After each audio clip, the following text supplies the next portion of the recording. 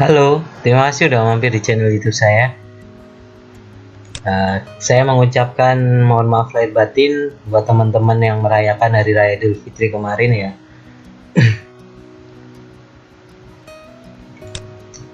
Oke, kali ini saya akan mereview tentang mengenal komponen-komponen penyusun struktur bangunan ya.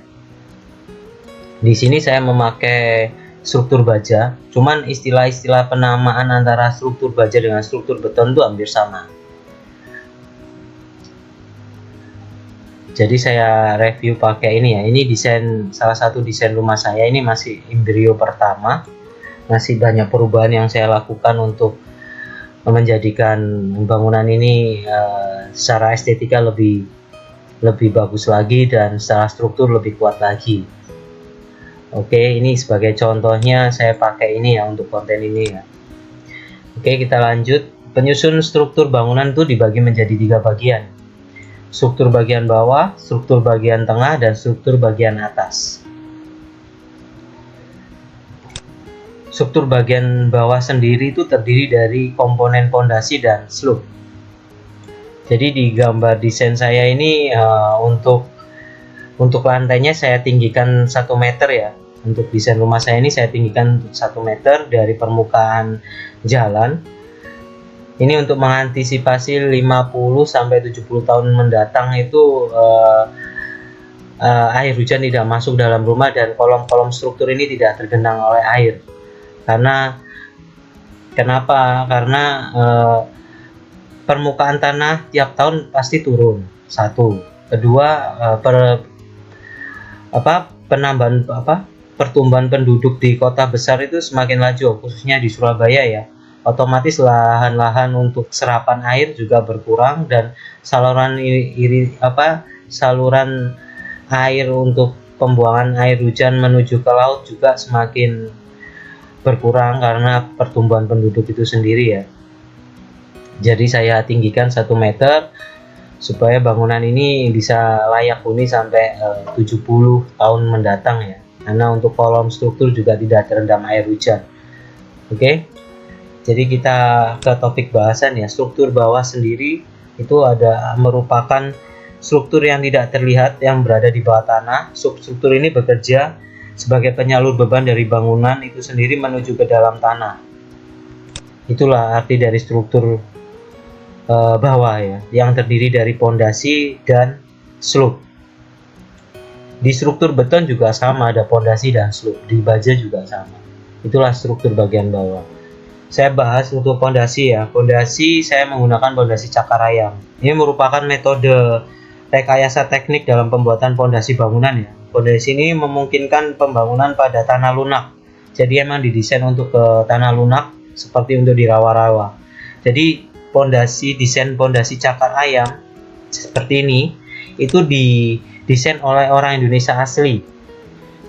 Jadi penemunya itu Profesor Dr. Insinyur Sediatmo. Jadi kita harus berterima kasih banyak buat beliau yang sudah mendesain struktur pondasi cakar ayam ini yang masih kita gunakan sampai saat ini dan sangat efektif untuk bangunan lantai 2 atau lantai 3 maksimal ya untuk saya menyarankannya. Jadi pondasi cakar ayam sendiri itu terdiri dari footplate-nya sendiri.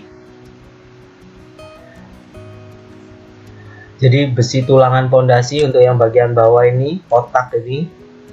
Setelah itu ada tulangan kolom. Jadi di gambar ini ada tulangan kolom 1 meter ya, keluar 1 meter.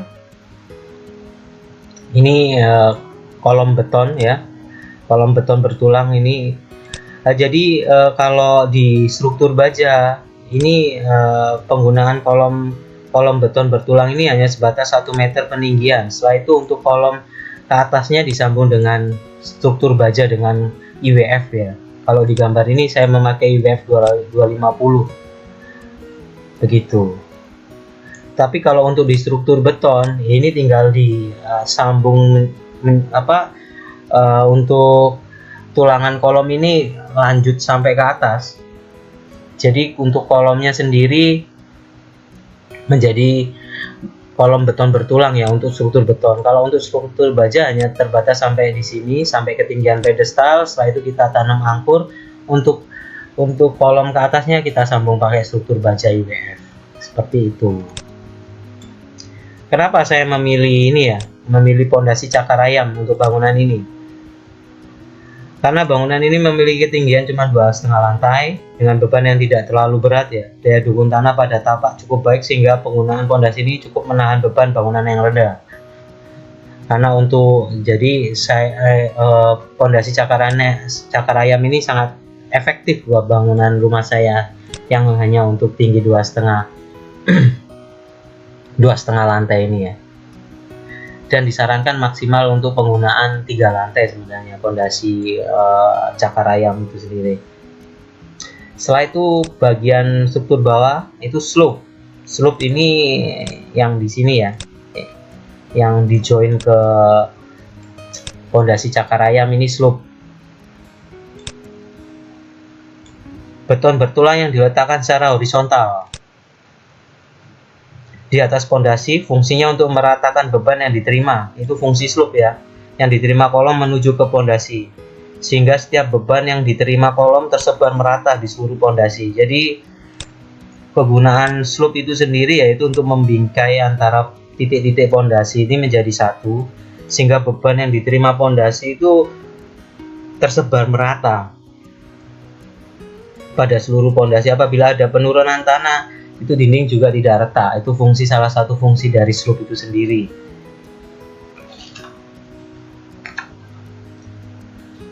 Begitu. Jadi udah paham ya untuk struktur bagian bawah ini antara slope dan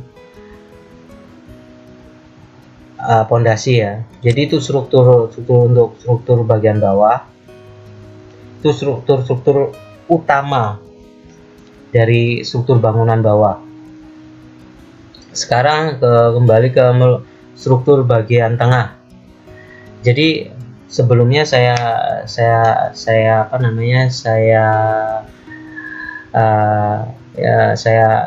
kasih tahu untuk struktur utama sendiri yang menopang bangunan itu ya, yang saya tadi maksud struktur bagian bawah, bagian tengah, dan bagian atas. Struktur bagian bawah sudah saya jelaskan. Untuk struktur bagian tengah itu terdiri dari kolom serta balok. Jadi ini struktur utama sebenarnya untuk menyokong suatu bangunan. Kalau untuk struktur bagian tengah ini kolom. Saya jelaskan untuk kolom ya. Di sini ada kolom. Ini pakai struktur kolom beton baja ya. Kalau untuk teman-teman kalau pakai beton juga penamaannya dan fungsinya hampir sama, hanya istilah-istilah saja ya. Kolom sendiri itu batang tekan vertikal dari rangka struktur yang memiliki beban dari balok dan rangka atap dan dak lantai. Jadi yang dimaksud dari kolom ini, dia itu adalah penyangga dari semua struktur bangunan. Jadi dia menyangga untuk struktur bagian tengah itu menyangga beban-beban dari balok, dak lantai, balok anak juga, dan struktur bagian atas juga, rangka atapnya juga. Jadi peranan kolom sendiri sangat penting. Apabila penentuan kolom tidak sesuai dapat menyebabkan runtuhnya suatu bangunan ya. Jadi yang harus diperhatikan selain pondasi serta slope itu kolom. Kolom sendiri itu sangat-sangat penting. Jadi dia adalah pilar-pilar suatu bangunan untuk berdiri. Jadi kalau bisa diistilahkan kolom itu sendiri itu tulang dari badan kita. Kalau nggak ada tulang kita pasti nggak bakal terbentuk dan nggak bisa berdiri ya. Itulah untuk kolom. Dan dia punya peran yang sangat penting sekali dalam suatu bangunan. Jadi harus benar-benar dicamkan ya. Untuk kolom sendiri untuk itu harus perhitungannya harus sangat tepat sekali. Jadi banyak teman-teman yang mengatakan perbandingan antara kolom beton dengan kolom baja. Saya juga kadang memberitahu itu perbandingannya. Kalau baja ini kualitasnya jelas, jadi semua dari pabrikan ya. Untuk kolom sendiri itu semua ada sertifikat, mil sertifikatnya yang dikeluarkan pabrik ya. jadi mutunya sudah jelas. Cuman kalau yang di beton itu masih tanda tanya. Jadi kalau dibandingkan beton masih lebih murah katanya. Iya, kalau dari sisi bahan emang lebih mahal baja. Cuman kalau dibandingkan dengan seperti ini ya nggak bisa dibandingkan ya, antara struktur beton sama struktur baja ya. Tingkat kualitasnya sudah beda banget. Sebentar, masih membuka untuk gambaran. Jadi kebanyakan yang di perumahan-perumahan developer itu kolomnya seperti ini teman-teman. Ini saya yakin kekuatannya hanya bisa bertahan sampai 15 tahun. Itu harus ada renov, ada maintenance ya untuk kolomnya sendiri itu. Bisa dilihat-lihat kualitasnya. Jadi kalau untuk dibandingkan beton pasti lebih murah. Iya, kalau sama-sama kualitasnya ya pasti lebih murah baja. Cuman kalau kualitasnya seperti ini ya pasti beton yang menang gitu loh. Seperti ini kualitasnya udah, mutunya kita jelas, mutunya kita belum tentu sesuai. Satu, mutu cor betonnya ya. Kedua, tulangan pembesiannya juga belum tentu sesuai juga untuk bangunan 1 lantai atau 2 lantai gitu. Apalagi seperti ini, pengecorannya ini termasuk gagal ya. Untuk pengecoran seperti ini ya, ini bisa dibongkar kalau ada pengawasnya gitu. Jadi itu tuh sekilas saja ya untuk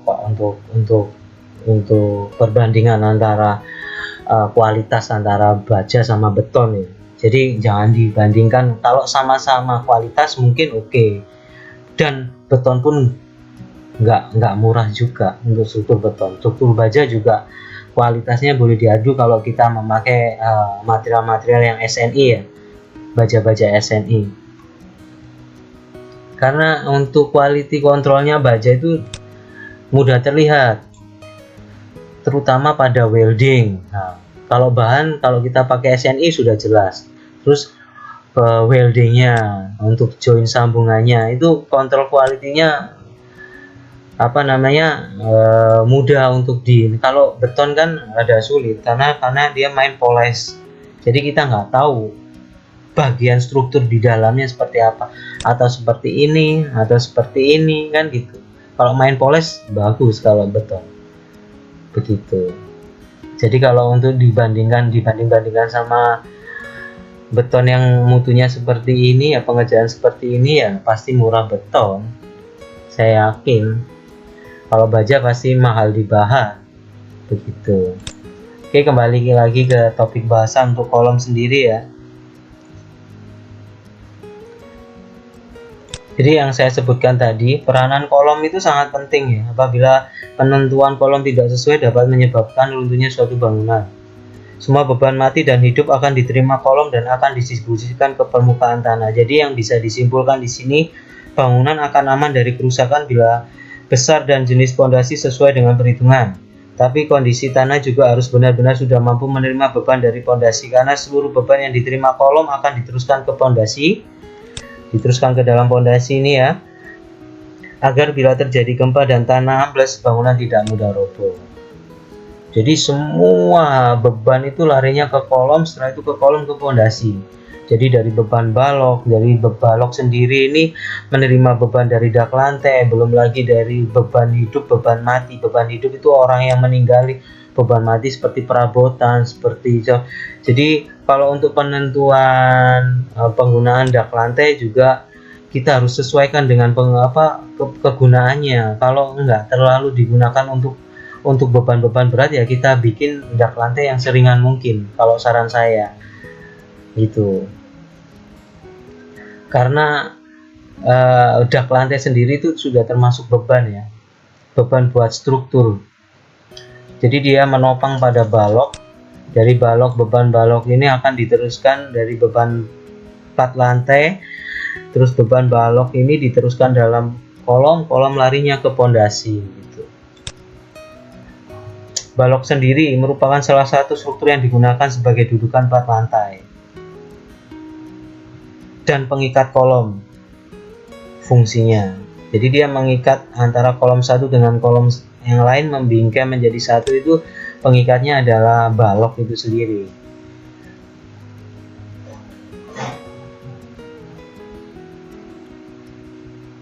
Bangunan agar stabilitas terjamin, di batang balok harus kuat ya, menahan tegangan tekan dan tarik. Itulah fungsi dari balok.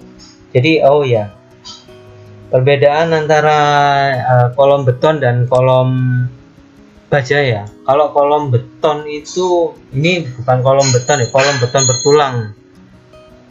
Kolom beton bertulang ya khususnya ya. Dia kuat di gaya tekannya. Dia sangat kuat. Jadi dikomunikasikan dari beton itu kuat di gaya tekannya, setelah di baja pembesian bertulang pada kolom itu di gaya tariknya lebih kuat. Jadi ada dua kombinasi ya di kolom beton itu sendiri. Jadi dia kuat di gaya tekan dan gaya tariknya. Gaya tariknya itu dari pembesian kolom beton. Sedangkan kolom baja ini kuat di gaya tariknya. Jadi itulah kelebihan dari kolom beton itu.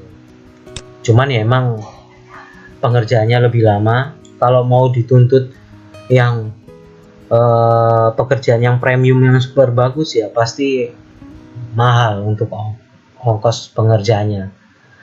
Kalau baja kan untuk 2 lantai pasti tinggal kita potong berapa tinggi per lantainya, kita langsung naik, udah jadi, tinggal kita bingkai dengan balok. Kalau kolom sendiri kan kita harus cor dulu, habis itu ke lantai 2 menunggu kering dulu, terus cor lantai, dak lantainya, itu tahap-tahapan untuk struktur beton ya. Wah, itu pasti bakal lama. Belum lagi ininya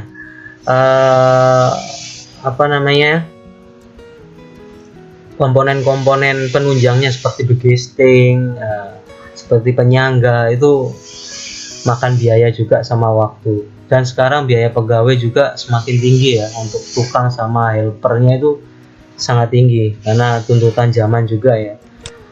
Begitu. Kita gunakan bangunan yang semudah mungkin, secepat mungkin untuk menekan kos biaya-biaya yang dikeluarkan dalam pembangunan, dalam membangun suatu rumah itu ya.